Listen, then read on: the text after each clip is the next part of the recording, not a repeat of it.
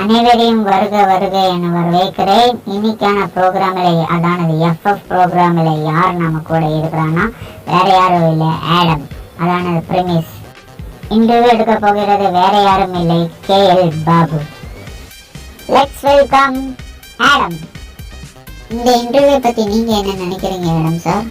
எனக்கு ரொம்ப பெருமையாக இருக்குது. இவ்வளோ பெரிய சேனல் என்னை கூப்பிட்ருக்காங்க. எனக்கு ரொம்ப பெருமையாக இருக்குது. நாங்கள் கூப்பிட்டது நீங்கள் வந்ததுக்கு ரொம்ப நன்றி. இப்போ சொல்லுறதுக்குள்ள பட்ட பாடு எனக்கு தான் தெரியும். என்ன கேள்வி பாபு? இந்த இன்டர்வியூக்குள்ளே பார்க்க முன்னாடி ஆடம் சார் உங்களை பற்றி கொஞ்சம் நம்ம வீடியோவில் பார்த்துட்டு வந்துடலாம்.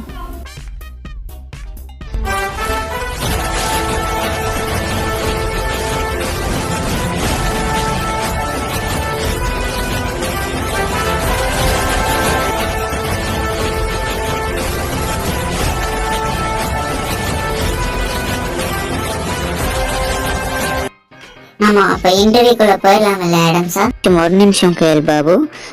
இந்த வீடியோ யார் க்ரியேட் பண்ணா?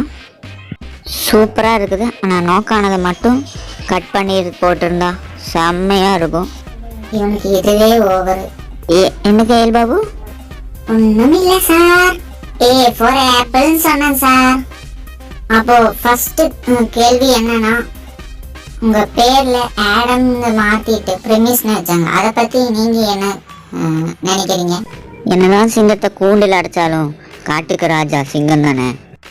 இது ஏன் இப்ப சொன்னா அவனுக்கும் புரியல எனக்கும் புரியல. என்ன கேள் பாபு? எல்லாமே கேட்க வேண்டியது வந்துட்டு ஒண்ணுமே தெரியாத மாதிரி ஏன் கேள் பாபு ஏன் கேள் பாபுன்னு கேட்கறது. சரி, சட்டு போட்டு அடுத்த கேள்விக்கு போயிடலாம்.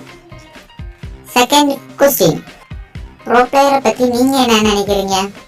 என்னதான் பெரிய ப்ரோ பிளேயராக இருந்தாலும் அவன் என்கிட்ட விளையாட்டு கற்றுக்கிட்டு தான் ப்ரோ பிளேயர் ஆயிருப்பான். ஆனால் நானெல்லாம் அப்படி இல்லை சார், நானெல்லாம் டைரக்டாக ப்ரோ பிளேயர் தான். வந்ததுலேருந்து பார்த்துருக்கேன். முதலே நான் சொல்லிட்டேன், நீ காலில் பிடிச்சி கஞ்சின காரணம் தான் உன் சேனலில் இவ்வளோ பெரிய சேனலில் கூப்பிட்டது எனக்கு ரொம்ப பெருமையாக இருக்குதுன்னு சொன்னதை. இந்த டைலாக் எனக்கு ஒத்துக்கவே முடியாது.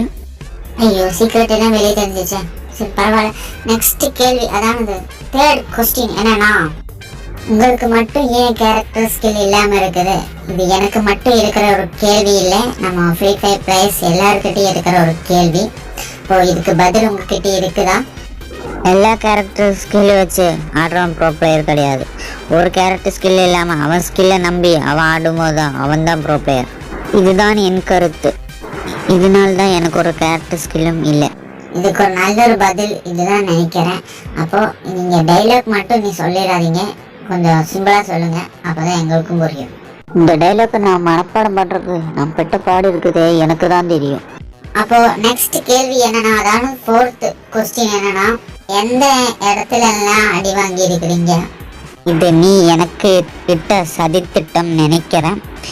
இல்லை ஆடம் சார், அப்படியெல்லாம் இல்லை. கொஞ்சம் நஞ்சம் வாங்கியிருந்தா தெரியும்.